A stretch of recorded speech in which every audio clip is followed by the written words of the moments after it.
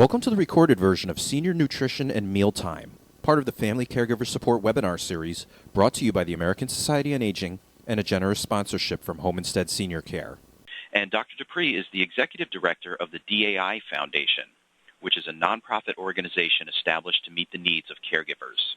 She is also the president of Dr. Amy Inc., a company dedicated to family caregiver wellness by providing access to information and education services, support with emotional and family issues, and legal and financial support.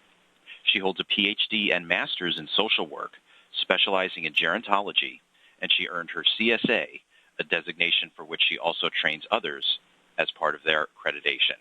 And without any further hesitation, I'd like to turn the floor over to our presenter, Dr. Amy Dupree. Welcome, Amy. Thanks, Steve. I'm glad to be here. And I think this is a great topic for us to be talking about because those of us who've worked in the field for a long time know that this is something that both older adults struggle with and their families. And I know both professionally and personally with my own parents when they were older, this was often a topic of conversation. So I'm glad to be here today to be able to talk about nutrition and mealtime. And as we move into this, we've all heard the adage that an apple a day keeps the doctor away. We all know that. And we certainly all know that getting enough fruit and vegetables in our diet is a good thing and should be a lifelong practice, obviously. But I think one of the things that people forget is as they age, their bodies and internal systems slow down and they change. And obviously that means illnesses can pop up that can require a modification in what we can and can't eat. And often we just don't have the same get up and go that we had even in midlife. So we need to reduce our caloric intake to counter that. Maintaining a good diet as we get older can have numerous benefits, which include things such as increased cognitive function, resistance to illness, higher energy levels, which many of us would like in midlife too, an improved immune system, faster recuperation times, and just better management of chronic health issues. However, getting our older clients to eat well, to support them eating well, to help their families with that can be a real challenge. We know that many family caregivers worry that their mom or dad's health is at risk because of an unhealthy diet. It might be something like too much fast food or not enough of the good stuff like fruits and vegetables. And obviously these issues are even more of a concern if the older adult has type 2 diabetes. So there's a woman I know, Sophie, she's a caregiver, and she's worried about her dad because her mom passed away a few years ago, and her dad never cooked in the 50 years of their marriage. That was her mother's role. So he's still learning to make meals for himself. Half the time he kind of gets by on coffee and hot dogs because he can microwave those. He said that another issue for him is that food just doesn't taste good anymore. He's losing weight because he's not eating enough, and he's sitting in front of the TV all day. So Sophie's obviously concerned as the daughter and trying to encourage him to eat better, but she doesn't seem to be making much progress with him. And she feels frustrated because she's busy with her work and her family, and she can't check on her dad as often as possible. And then add to that, she knows that diabetes runs in the family, so she's worried her dad's at risk. That story about Sophie is a common story that many of you know with different versions about what a family caregiver is telling you, or what sometimes it's a spouse telling you they're worried about their spouse who doesn't eat well, or there's been some shift. Now, the good news is that you don't have to be a nutritionist to help your older clients and their families with their diets. You just need some simple guidance, which is what we're going to provide in this webinar today. So let's take a look at what we're going to discuss today. First, we'll begin by discussing why proper nutrition is important and what can happen if older clients don't have good eating habits. And I think this is key. Most of us know a lot of this, but it's good to remember why this is so important. This information should help you explain to your older clients why they need to be interested and aware about their diets. So it's a good refresher for us, and it's a great way to say, these are points I need to remind my clients of. Then we're going to talk about some simple ways to help older adults shop for good food and eat right. So again, these are tips you can share with your older clients or with their family members. And then at the conclusion, I'll give you some pointers for specific dietary and health concerns like diabetes. And we'll talk about places where you can go to get additional help and information. So let's get started by talking about why proper nutrition is so important. You know, as people get older, there are a number of possible changes that take place that can make eating just simply less enjoyable. And it may also reduce their appetites and even make just the act of cooking a meal feel more like a task than a feel-good situation. So let's talk about what some of these specific changes and challenges are. The first one you see there on the slide are lifestyle changes. So this can look a variety of ways. If one person in a couple has passed away, the newly single older adult may not know how to cook or, frankly, just may not like cooking just for themselves. In addition, if the older adult is on a limited budget, they may have trouble affording a balanced, healthy diet. We have a lot of those folks, too. The second point you see there is about activity levels that can also affect health. We know that older people often cut back on activity for physical and medical reasons. The problem with that is that many times they just continue to eat the same amount of calories. And, of course, that leads to weight gain. We know that, over time, our metabolism drops unless we continue to speed up our metabolism through exercise. So increased weight can also come with a normal slowdown in our metabolism because the body's just built burning fewer calories. This is a really key issue for us to be encouraging people to stay active so that this doesn't happen because it leads to that ongoing creep of weight. And then you see the third point there. A lot of times people have a real reduction in their sense of taste and smell as they get older. That really starts in middle age, and then we see it get significant when people get into their 70s or 80s. Now, obviously, the problem with that is then they may be inclined to season their foods with salt and to use a lot of sugar, and they may not be aware how much they've added that salt to their diet. Again, this has issues that we're going to talk about later about why that salt is such a problem. I actually saw this with my dad. My father, in his last few years of his life, had macular degeneration, so his eyesight was quite bad. And he and I would go out to breakfast sometimes, and as soon as the eggs would come, my father would take the salt shaker and just really turn it upside down over the eggs. And the one of the times we were out to breakfast, I said, "Dad, do you realize how much salt you're using?" And he said, "Oh, it's not that much," because he couldn't really taste it either. My father had smoked for years, and although he'd stopped, I think that increased the fact that he had a very diminished sense of taste. And so I said to him, Dad, one tip I often suggest to people is you put the salt in your hand because it's easier to see than if you just try to pour it on the food, and then you have a sense of how much you're using when you put it on. And he kind of raised his eyebrow at me and nodded, and I said to him, Dad, people actually pay me for this kind of advice. And he came back with his normal, "Yes, but you're just my daughter," response to that. I did tell him, though, at that breakfast that the good news was if he didn't listen to me and reduce his salt intake, he would probably live forever because he was cured like a ham. So he did appreciate that comment. So this diminished sense of taste and smell is really key. We know that without our sense of smell, things don't taste good. When you have a bad cold, you can't really taste things. When I teach for the Certified Senior Advisor designation, we do an exercise where we have people hold their nose and put a strong mint in their mouth and wait a few seconds, chew the mint, and then take their fingers off their nose, and they can't believe that the difference between when they were holding their nose and not about how that tastes. And it's a pretty dramatic way to see how much our sense of taste and smell are connected to each other. So one of the issues about this, having a decreased sense of taste and smell, is that a lot of times older people can't distinguish food that's gone bad, and so they may potentially eat something that could make them sick. And, of course, just a loss of taste and smell makes eating less enjoyable, which could result in people actually losing weight. And a lot of times for older adults, the goal isn't actually weight loss, it's loss of fat, not always loss of weight. So the fourth point you see there, changes in appetite can also result from loneliness or a medical condition, or sometimes prescription medications can impact appetite as well. And then the fifth point, in addition, we know that older persons' digestive systems can change, and it can really make it harder for them to process certain vitamins and minerals, things like B12, B6, folic acid, which are necessary to maintain mental alertness, a keen memory, and good circulation. All of these challenges can seem a bit overwhelming for the older adult or for their family, but there are ways that you can support your older client and their family caregivers to help them overcome or reduce the impact of these factors.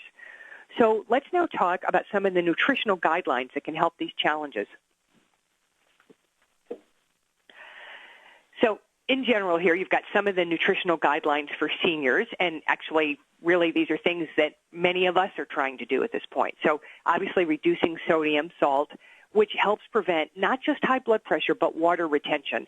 I've heard seniors say, well, I don't have high blood pressure, so I don't think this is an issue for me. It's not just about high blood pressure. Also, monitoring fat intake in order to maintain healthy cholesterol levels. Consuming more calcium and vitamin D for bone health is important. Eating fiber-rich foods. This can help, obviously, with constipation that older adults frequently have. Cutting back on sugar and on dry foods. Monitoring vitamins and minerals to make sure they're getting their recommended amounts. And again, these needs change as we get older, so it's important for them to be aware of that. Increasing water intake. Dehydration is a big issue in our older adult population, and we're going to talk in a few minutes about the fact that women especially can be prone to this because they start losing the sense that they're thirsty, so they're not drinking in a proactive way. And then, obviously, participating in physical activity. This keeps going up. We have said for a number of years, at least 30 minutes, 3 times a week. Those numbers are really going up quite a bit. Now, these guidelines, again, may look quite familiar to you because they're probably similar to what your doctor is recommending to you, and it just becomes more so as we get older. Excuse me, we can't stop these things. We actually have to increase them. We know that healthy eating can keep an older person's body and mind, keep it sharp, and extend the quality of life, which is a key thing, extending the quality, we're not trying to just get people to live longer. It's about having more quality while they're alive. Both men and women obviously need to practice good eating habits, but each gender has some specific needs that we should talk about. So again, of course, as we talk about these things, we want to say every older adult should consult with their doctor to discuss which supplements and vitamins are best suited to their needs as well as what exercise program. But in general, here are some things we can say. For older men, they need calcium and vitamin D to help maintain strong and healthy bones. Fiber, again, to help with bowel functions. And it's also good for a man's heart, having a good fiber intake. Increasing potassium intake along with decreasing sodium may lower a man's risk of high blood pressure.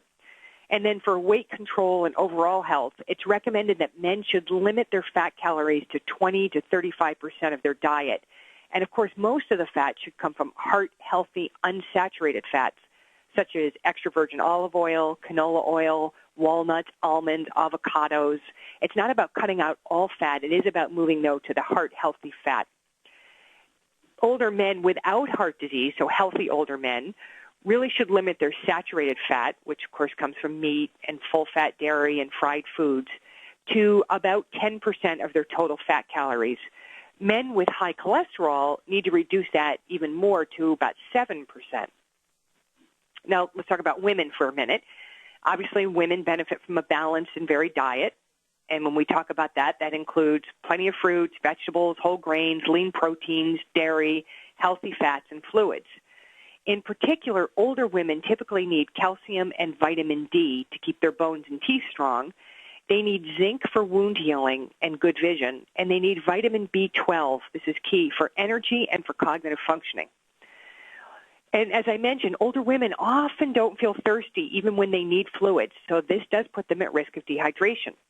So they need to drink water and healthy fluids, things like fruit juices throughout the day. Okay, so that's kind of an overall. We've just reviewed some of the special nutritional needs older adults have. Let's talk about how to spot problems and what you as a professional can do to help with that. So on this slide you see 10 warning signs of lack of proper nutrition and hydration. Let's just take a couple minutes. We'll go over these. The first thing you see there is a loss of appetite. If an older adult has always been a hearty eater but no longer eats as he or she used to, it's important that we find out why and we encourage them to think about this. We may be the only ones asking this question.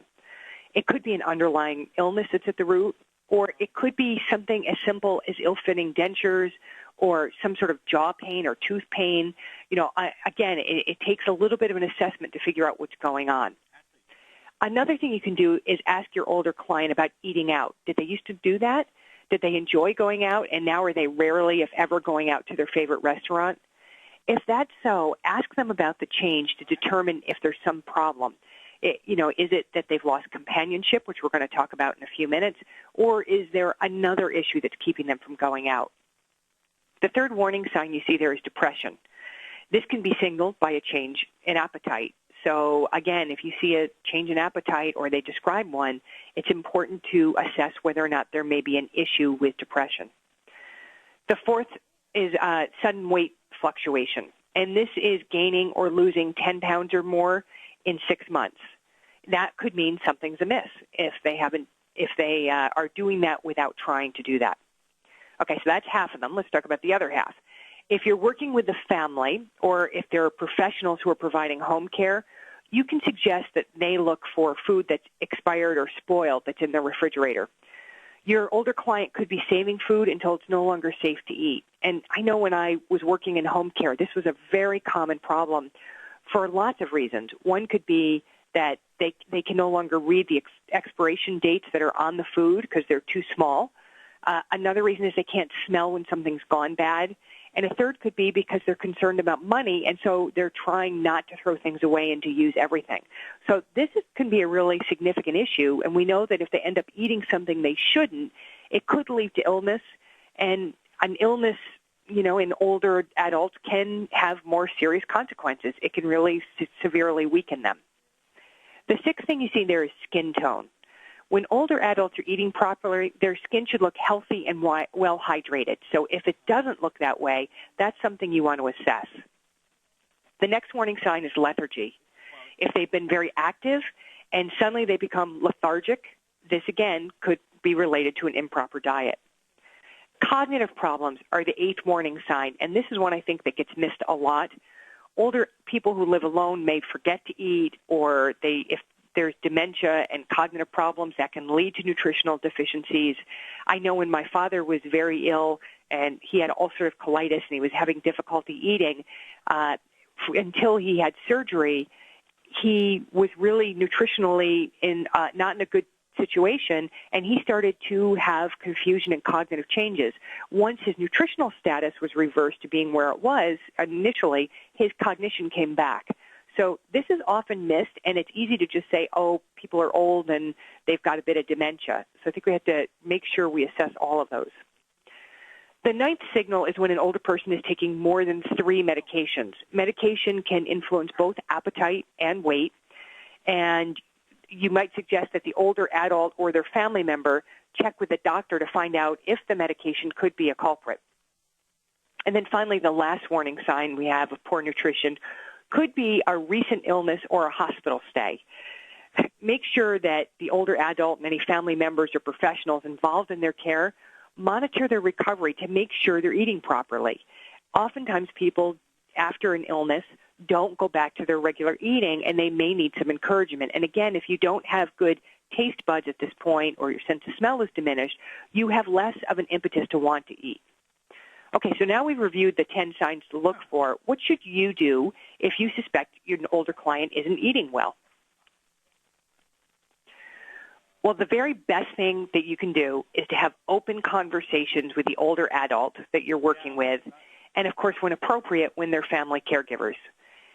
In the case of addressing the nutritional needs of older clients, it really might be appropriate to include family members in the conversation, especially if the client has cognitive impairments, or if the family is involved in grocery shopping or meal preparation, or if the older adult says they'd like a family member involved when you ask them about it. The goal of involving the family is always the same: supporting the independence and quality of life of an older client, not usurping their independence. So talking with the older client will give you an opportunity to discuss with them your concerns about their nutrition and the changes you believe they can make to improve or correct the situation. If we really listen to what's going on in the older adult's life that may be contributing to or causing their poor eating habits, we're much more likely to be able to help generate solutions together that will resolve the situation. You know, I know you know that many older adults are reticent to talk openly about some issues because they may feel embarrassed or they may feel like it isn't that important. They don't want to take up someone's time. We really need to be cognizant of that when we're discussing these types of situations that may be impacting their health or their quality of life, but no one's really taken the time to assess it with the older adult or help them find solutions. For example, many people are surprised to learn that some health issues they're having may be easily cleared up with some pretty simple dietary changes, and they just haven't had someone explore this with them and help them come up with solutions. So when you're talking with the older client, if you suspect medication or an illness may be to blame, suggest a visit to their primary care physician. If it's appropriate, ask them if they'd like a family member to be part of the discussion, or if they might have a family member they want to go with them to the appointment. You might want to encourage them to write a list of things they should bring with them to the doctor's appointment. And these things could include a list of their current medications, a list of any recent illnesses they might have experienced, as well as a list of the signals of poor nutrition that you've noticed. With this information in hand, the doctor can best assess the problem. And it may just be that the doctor suggests some simple blood tests that can help reveal any potential medical problems. Once the doctor has conducted her analysis, she may suggest nutritional supplements, including the nutritional drinks and puddings. You might encourage your older client to ask if a nutritionist or dietitian would be helpful, especially if there are medical conditions such as diabetes that need to be taken into consideration during meal prep. You know, those nutritional drinks and puddings can be very, very helpful to older clients. And I recently was talking to a friend of mine who had a client who was quite ill and was having difficulty eating, and the doctor had prescribed nutritional beverages to maintain her nutritional status. And she really, really didn't like the taste. And my friend told me that one of the ways that she got this client to drink these beverages was to say to her, in this case, don't think about this as food. Think about this as another medication for you, because without this, you're not going to get better. And that mind shift really helped the woman start drinking them because she just didn't like the taste. I know after my father's surgery for the ulcerative colitis and they removed his entire large intestine, when he was recovering, they were both giving him food and the nutritional supplements, again, in order to get his nutritional status back and to get his weight back up. So he did not object to them. He thought they tasted fine. But I think we have to find ways to help clients who don't like them figure out how to manage that. So lastly, if you think dental or jaw problems are to blame, suggest that your older client make a visit to his dentist. You know, a lot of times this is an issue. It may just be ill-fitting dentures that's causing the problem, or it may be pain in someone's jaw, and so they stop eating. So a dentist as well as the doctor might be necessary. In addition to consulting medical and nutritional professionals, there's many things you can do to educate and support your older client in eating properly and having better nutrition. Let's discuss those ideas next. Now, this may seem very basic when you look at this list to talk about how do we help an older adult make better trips to the grocery store. But the truth is this is really, really important because it may be that you're dealing with a client who has never done the grocery shopping because their spouse has done it, or they've never done the meal planning, and now they're forced to, and it doesn't have to be that their spouse died. The spouse may have mobility issues or cognitive issues, or it may just be that they really just always kind of had a certain way of grocery shopping, and it wasn't that effective, and as they've gotten older, they really need to look at this differently. So here are 10 tips you can share with your older client or their family member about how to improve grocery shopping. Again, a little bit of guidance here can go a long way. So let's start with suggest they make a list. It may seem obvious, but if they begin figuring out what they'd like to eat for a week's time, the pre-planning can really help them reduce the time and money spent on food shopping. And for many people, making these trips to the grocery store is difficult, so if they can cut down on them and get better on the planning, that helps. It also helps because it gets them thinking about what they're going to eat, and then they're more likely to prepare those foods once they're in the house. So it works on both sides of this. Second, and we've probably all heard this before and have probably experienced what happens if you don't do this, it's really best not to shop hungry. We know that people are much more tempted to buy things they wouldn't normally buy if they shop hungry. I know I'm always amazed by what ends up in my cart if I've gone to the grocery store hungry. Things I would normally never buy come home with me. So we know that shopping when you're hungry is not a good idea, and we should really encourage people to eat before they go shopping. The third thing you see there is clip coupons at home, really reviewing store ads, clipping coupons, organizing them. Obviously, shopping with coupons can save people a lot of money. And especially in these economic times, this is really important. Knowing they're saving money may also help reduce the stress of the cost of shopping. Okay, the fourth one there, invite a friend. If they can turn a grocery shopping trip into an outing, it may make it easier and more fun for them. You know, they could potentially go out to eat with a friend and then go shopping first. But not doing this alone may be key. The fifth thing you see there is sign up for a grocer's bonus or discount card. This can help the older adult reap additional savings and obviously take advantage of grocery store specials. And then you see 6 is to try store brands. A lot of people don't know that the store brands are often placed higher or lower on the grocery shelves, and they may be cheaper and just as good as the brand name. So remind them they may just need to look up or down for better bargains. The seventh one there is think variety. Encourage your older clients to try new foods or ethnic alternatives. They may be really in a rut and have eaten the same things all the time. So one great suggestion I love is to try at least one new food a week. And, this suggestion works great for all of us, to add in a different vegetable a week, to try something that way. It's obviously gotten much easier in recent years. For example, many grocery stores now label the more unusual fruits and vegetables and suggest how they can be prepared and how they would taste. Again, if the older adult isn't on the computer, but their family member is, they can also print out things about a specific vegetable or fruit and how to prepare it or eat it and what to do with it. And it's a great way to get people's variety going. Shop the perimeter of the store is the next one. It's funny because when I went grocery shopping the other day, I walked through the store thinking about this. And this really is true, that where the most of the fresh, healthier foods are is on the perimeter. Once you move into the inner aisle, it's mainly prepared and processed foods. So it's a great way to get people thinking about what they should be eating is to say, just stay on the perimeter of the store. You don't need to take all those prepackaged foods home. And then 9, obviously as money and space permits, they should stock up on sale items. Also encourage them to be aware when they do this of what are the best when used by dates so they don't purchase so many things that they can't possibly eat them by the date. But this is a great way for them to have food in their house that's more economical. So, because again, a lot of times money is very tied into this. And then finally, a lot of us are having to use our food budgets more wisely. And we need to remind our older clients that they can do this best by trading the junk food for more nutritional food at a similar cost. So, for example, they may be surprised to learn that for the price of a large bag of chips and a box of cookies, they can buy a good supply of apples, bananas, carrots, potatoes, peppers, and other much healthier foods. So it's a good way, because a lot of times people will say the healthy foods are more expensive. And so they may be surprised to learn that they can do those kind of things, especially for foods that are in season, and eat a much healthier diet. After sharing these suggestions, you might also want to share some of the food staples that are very useful for older clients to keep on hand. So let's take a look at what some of those staples are for older clients.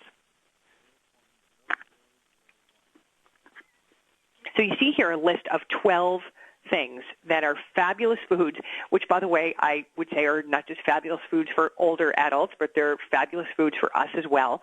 So let's talk about what these are and why they're so important. These hold special nutritional value for older adults, and they can be used in a variety of ways in a variety of recipes. So the first one, obviously, is oatmeal. And as you probably know, oatmeal is a great source of soluble fiber. It's been shown to lower blood cholesterol. It may reduce the risk of heart disease and stroke. Obviously, these are all things that are very important for older adults. And, again, easy to prepare. People can choose what varieties, but the most simple, plain, basic form of oatmeal is probably the best for everybody. The second thing you have there are eggs. Eggs are inexpensive. They have only 75 calories per serving. They contain 13 essential vitamins and minerals, including vitamin D. which is important to absorbing calcium needed for bone strength. And because they're so inexpensive, older adults can afford them, and they're easy to prepare. So eggs are a great thing for them to keep on hand. Yogurt. Yogurt's really, especially Greek yogurt, has taken off in recent years. It's rich in calcium. It can contribute to the calcium requirements needed to prevent osteoporosis. Many yogurt has the good bacteria in it, which can help people with digestive problems that often accompany aging. Blueberries. Blueberries are really a superfood. They're among the top fruits and vegetables for antioxidants. We know that research on aging and Alzheimer's disease reveals that blueberries also may improve memory and coordination, and they can be purchased fresh or frozen. The fifth one is apples. The benefits of apples are numerous. In particular, the pectin in apples lowers the body's need for insulin, and it may help in the management of diabetes. And then fish. We hear a lot about fish. You know, some of the great fishes are bluefish, mackerel, salmon, sardines, trout, tuna. They're all a low-fat, high-protein source of nutrients. The American Heart Association recommends fatty fish twice a week to improve heart health. And there's been a lot of research on improved brain health with a regular fish consumption, and it's pretty compelling when you see the research. Chicken, poultry is an excellent source of protein, contains less fat than most meat. It also has niacin and selenium, which possess cancer-fighting properties. And broccoli, again, another one of the super vegetables. It's a great source of multiple nutrients, including K, C, E, B, calcium, iron. It's been found to protect against cancer, heart disease, stroke, and macular degeneration. Soy. Soy is a little bit of a mixed bag. Nutritionists recommend consuming up to 1 serving a day as a replacement for foods high in saturated fats. Some studies have shown that soy improves bone health. It's important, though, to talk to the older adult about them talking to their doctor before suggesting adding soy, because it is counterindicated in some situations. Sweet potatoes and squash, fabulous because they provide beta-carotene, vitamin C, E, all of which promote healthy skin, hair, eyesight, and squash is a really good source of those things as well, especially beta-carotene and vitamin C. And rice. As a complex carbohydrate, rice digests slowly. So it allows the body to utilize the energy released over a longer period of time, which, of course, is nutritionally efficient, much better than, the more simple carbohydrates. And then, of course, the best part on the list is dessert. And I'm sure you're aware that dark chocolate, when consumed in moderation, may contribute to health benefits, things such as boosting HDL cholesterol, which is the good cholesterol, and lowering blood pressure. Despite the fact that it is high-calorie and high-fat food, it has great benefits. So the key here is truly moderation. Okay, so those are great foods for older adults, probably for us too. And the next slide, what we're going to talk about is how to use these foods to make cooking and eating more enjoyable. So obviously, get all this great food in the house, and the older adult doesn't enjoy cooking or eating it, it doesn't do a lot of good. Dr. Nadine Sayoun, she's a nutritional expert at the University of Maryland, suggests something that I love. She talks about making eating a happy event, which I think is a great expression. She says sometimes we get so focused on what we can't eat, we don't give enough attention to what food really means to us. So Dr. Sayoun says food really is at the core of our lives. It's about aroma, color, feel, texture, and certainly about socializing for many of us. So all of this is what makes a meal enjoyable, and really what we should be putting our attention on and encouraging our older clients to put their attention on. But as we said, that can be more difficult for people as they age if they're having issues with things like reduced taste and smell, or if they're suddenly living alone and eating alone for the first time maybe in decades. So, those things sound good, but how do we do that? Well, there's some ways that you can encourage older adults to make cooking and eating more enjoyable and appealing for them. So one way is variety. It truly is the spice of life, as we know, certainly with food. So encouraging them to plan and prepare a variety of foods can really help older adults stay interested in eating. The other benefit is that it also means they are more likely to get their nutritional needs met because they're choosing from a variety of foods within a variety of food groups every day. The more narrow they are, the less likely they're getting their nutritional needs met. Now, obviously, every older adult's diet plan is individual. So if they've reached the age of 75 and they haven't developed heart disease or cancer, it's probably unlikely they're going to need to make significant dietary changes. They've probably already found a plan that works for them. But we all can improve our diet. So, there's always a little bit more we can do. So what you can do is suggest they make gradual improvements and start out by focusing on just one thing or two things at a time. For example, if food tastes too bland, suggest they try some natural flavor enhancers, which are usually very good for them. So some good choices: olive oil, vinegars, garlic, onions and spices, cinnamon, cloves, ginger, and turmeric. Those spices are good because they both make the food more interesting, and often they're great for people who have to cut back on salt.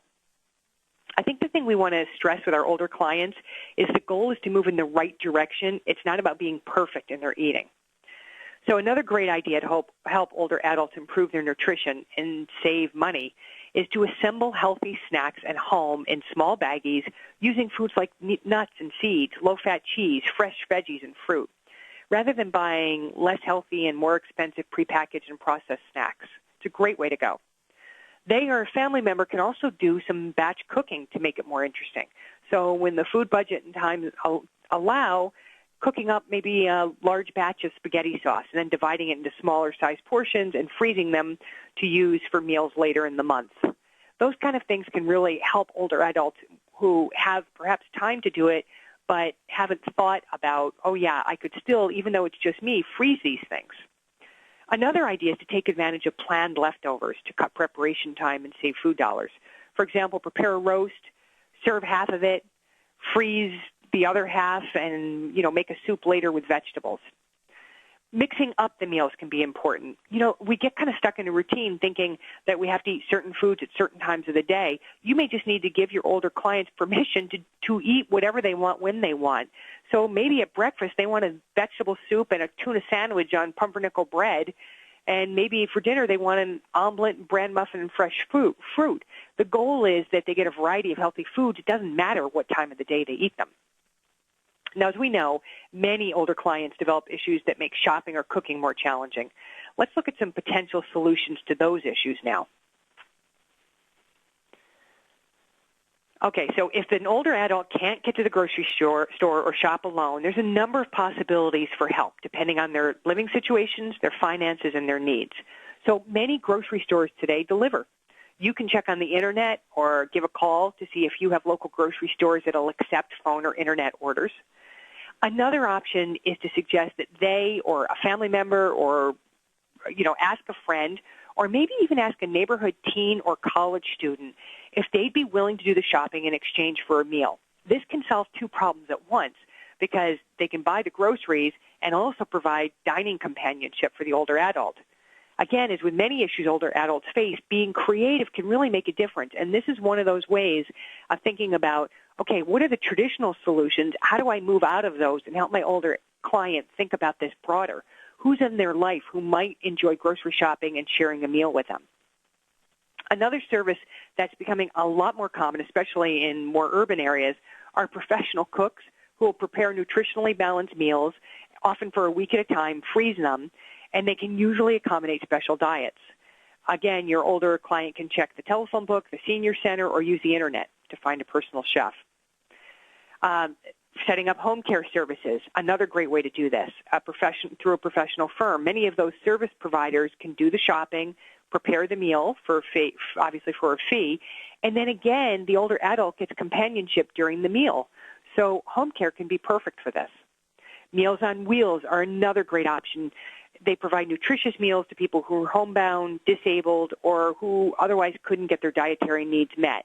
These programs have been a godsend now for decades, and typically they deliver 2 meals, a nutritionally balanced hot meal to eat at lunchtime, and a dinner consisting of a cold sandwich and milk along with side dishes.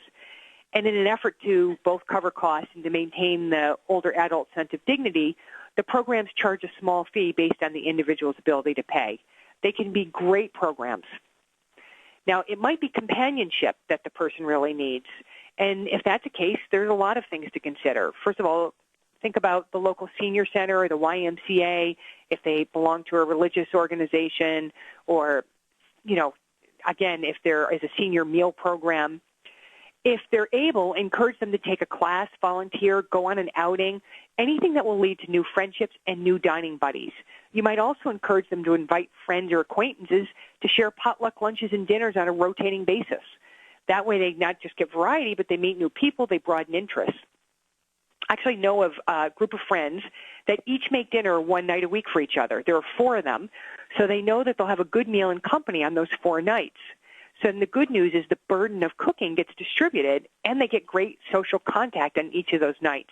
And we know how important social contact is, very, very important. So this is a great, again, creative solution for thinking of this. And then depending on their level of functioning, perhaps an adult day program might make sense. Obviously, those are usually for adults with impairments. But the great news about these is these programs give both a nutritional meal and companionship, very key. You know, my mother attended an adult day program for several years after having a massive stroke, and she got a nutritious lunch and snacks 5 days a week. This was obviously great for her. It was also great for my dad, who then didn't have to worry about meal preparation at nighttime. He would just make soup and sandwiches because they both had their main meal at lunch, her at the day program and him in the dining room of the residence in which they live. And I have to tell you, it was a great relief to me because I knew that the nutritional needs were being met and they were actually eating foods that they enjoyed and that, you know, they weren't sitting having a struggle around food. Okay, so let's just take a minute now and talk about a common problem many older adults face, diabetes. According to the American Diabetes Association, more than 18%, or 8.6 million Americans, age 60 and over have diabetes. And we all know that this figure seems to be going up. The prevalence of the disease does increase with age, and the risk of developing type 2 diabetes does increase with age. And we know that there are ways to combat this, but it's a huge, huge health issue in our society. Older adults face unique diabetes management challenges. So for those with type 2 diabetes, age causes a decline in the insulin production and an increase in glucose intolerance. So older Americans are more likely to have complicating conditions that go along with this, things such as retinopathy, which is the eye issues that go along with diabetes, hypertension, and kidney problems. So unlike a diet that involves what you can't eat, nutritional management of diabetes usually involves dietary changes that balance moderation, carbohydrate control, and healthy eating habits. So let's talk about some good resources for people with diabetes. According to DLife.com, a site for those people with diabetes who need to take off some weight, these dietary changes typically involve both calorie and carbohydrate control. So a registered dietitian, preferably one who's also a certified diabetes educator or is experienced in diabetes care, is really an essential resource for learning more about individualized menu planning and good food choices to help your older client best manage his or her diabetes. The good news is that the best diet for a person with diabetes is honestly really the same kind of healthy eating that's good for all of us. So like the general population, people with diabetes need to focus on whole foods that are high in fiber and nutrient dense. This includes virtually all plant foods, most dairy products, lean meat and poultry, and fish. Conversely, diabetics need to keep highly processed foods, which are often full of refined flour and sugar, to a minimum. And again, these really are good guidelines for all of us. So the Internet is loaded with lots of helpful information on healthy senior nutrition. We recommend starting with government sites, such as the ones you see here, the National Institutes for Health and the U.S.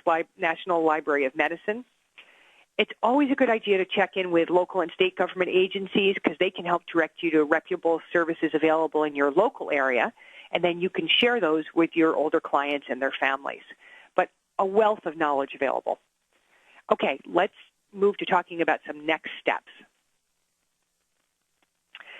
I hope that you found this information today helpful and encouraging, and obviously we've gone over quite a bit. It's likely that many of you are working with clients and their families who are facing some of these challenges that we've covered in this webinar. And as basic as some of this information is, we have to remember our clients often don't have it, even if it's as basic as the best foods to eat or how to shop or how to manage their diabetes. So before we go to the phone lines and go to you for questions, I'd like you to consider the questions on this slide, thinking about which one of your older clients and their families do you perhaps need to be discussing nutritional concerns with? What resources do you need to have and explore to better understand nutritional needs of older adults, especially the local resources, and how to help them manage them? And then third question is, what's your next step after this webinar to really apply this information? I'm going to pause now, and I'm going to turn this back to Steve, and he's going to open up the phone line so we can go to questions. Great. Thanks a lot, Dr. Amy. Wonderful presentation. Lots of great information. Joining us on the phone right now for the Q&A portion is also Mary Alexander, the Director of Strategic Alliances with Home Instead Senior Care. So welcome, Mary. Thank you, Steve. You did a great job, Amy. Thank you. Thank you. All right, and let's jump right into the questions. First one for you, Dr. Amy. I'm curious to know when soy would be counterindicated, as you mentioned it sometimes would be. Well, I'm not a medical doctor, so I am not going to jump into that. I can tell you just in my own personal research on this, I know sometimes there are counterindications for women around estrogen issues, but I know there are also other counterindications on that, and I really think that whoever's asking that question should explore that with either a nutritionist or a medical doctor. Okay. Next question is, my mother has been using the Meals on Wheels program, and she really enjoys it. Do these meals meet the guidelines for good nutrition? They usually do. Every Meals on Wheels program I have known about has. You can certainly ask them how they're making the decisions about the meals. They're usually quite cognizant about the nutritional needs of older adults. Probably the biggest complaint I hear about Meals on Wheels in different areas can be for people who have a certain diet that they've enjoyed, and they're getting foods now that are quite different, and they don't enjoy that. It also can be very hard in some ethnic communities because they don't always have a Meals on Wheels program that can respond to that. But Meals on Wheels are typically very nutritionally sound, and I would just specifically ask them the nutritional guidelines they're following in preparing those meals. Okay, and this next question is kind of a follow-up onto what you were just talking about, Dr. Amy. The question is, how does one reach out to various cultural differences for clients, especially when it comes to Meals on Wheels? Yeah, I think that's a great question and a real struggle in a lot of communities because of funding and how to do that. But I think we really do have to have cultural sensitivity around the different ethnic groups. And this may be where creativity really comes in. And perhaps within that ethnic community, there are people who'd be willing to prepare meals. If there is a religious affiliation within that community as well, that seeking that out, going and talking to them about, are there groups that would be willing to prepare meals that would be consistent with the ethnic diet the person has always eaten? Because this is a big issue in older years. Okay. This next question is for you, Mary. The question is, my mom refuses to go out to dinner with us. She thinks it's too expensive and too much work.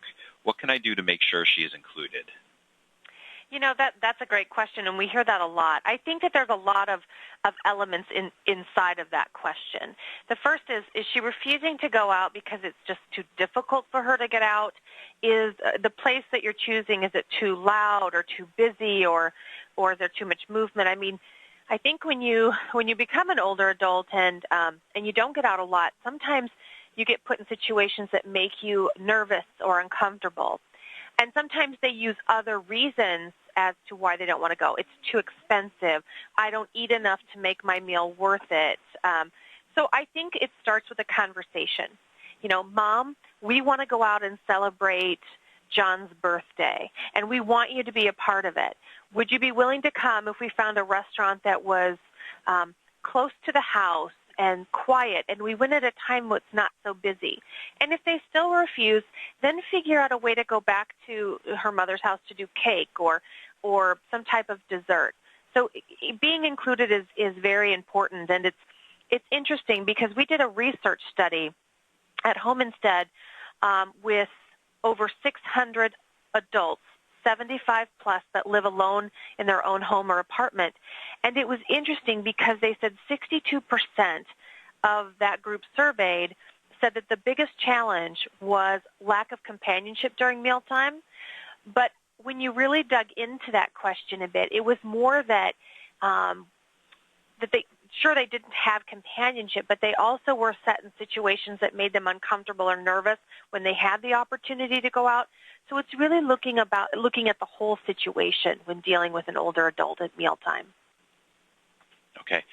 Next question. Do you have any insight on approximately how many glasses of water a day a senior citizen should have?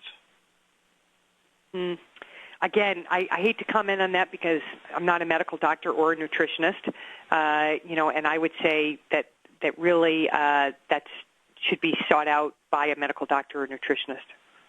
Okay. Mary, unless Mary, you want to jump in there. No, I'm going to go with you. It depends on medications. It depends on diets. It depends on a lot of different things. So that's really a question to talk with a nutritionist or their physician. And I think, if I can just say, Steve, I think the other great part of that when people talk to their doctors about that is to really be open about, because we tend to say fluids, right? So it's how much of it needs to be water, are the caffeinated beverages okay, all those sort of things, to really talk about what should they be drinking and the amounts so that is clear. Okay. The next question.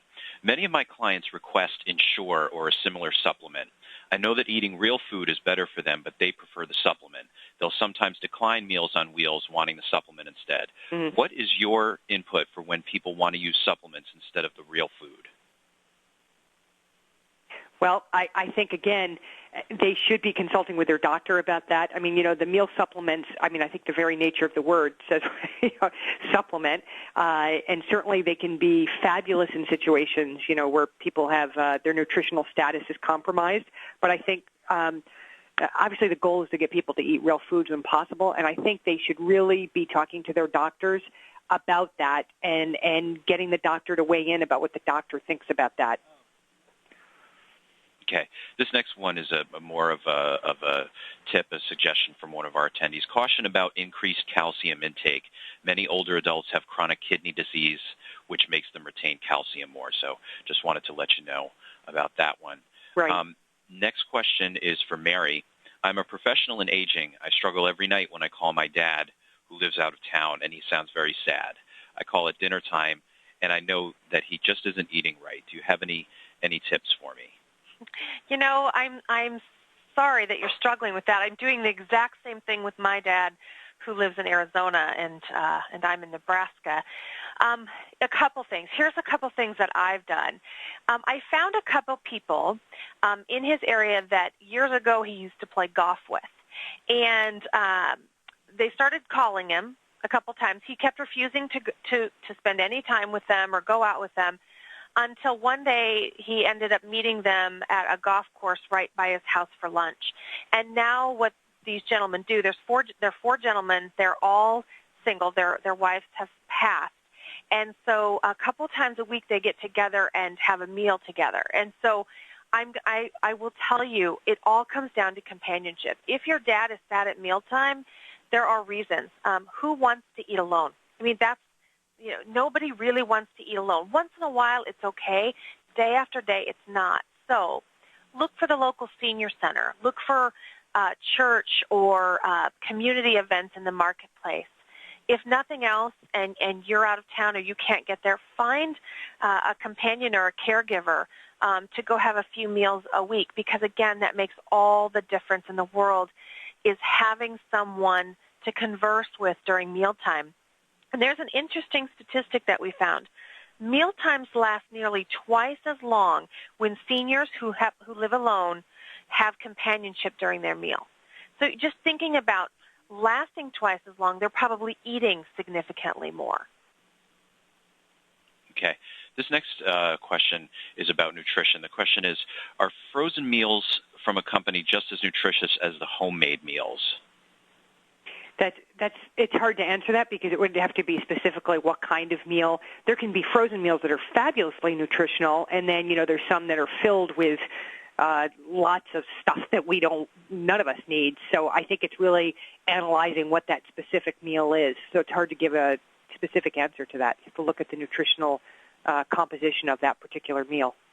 Right. And, at Home Instead, we get asked all the time to work with food companies on prepackaged meal delivery. And it comes down to this. If you're a diabetic And if you're going to get a prepackaged meal, you would want the American Diabetes Association to sign off on those.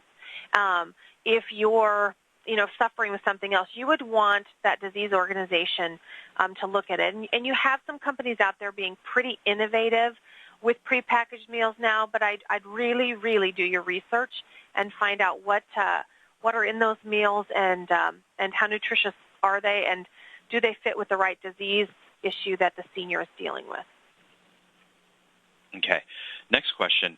My mom said she isn't interested in eating because nothing tastes good. I don't know how to make things taste better for her. Do you have any tips?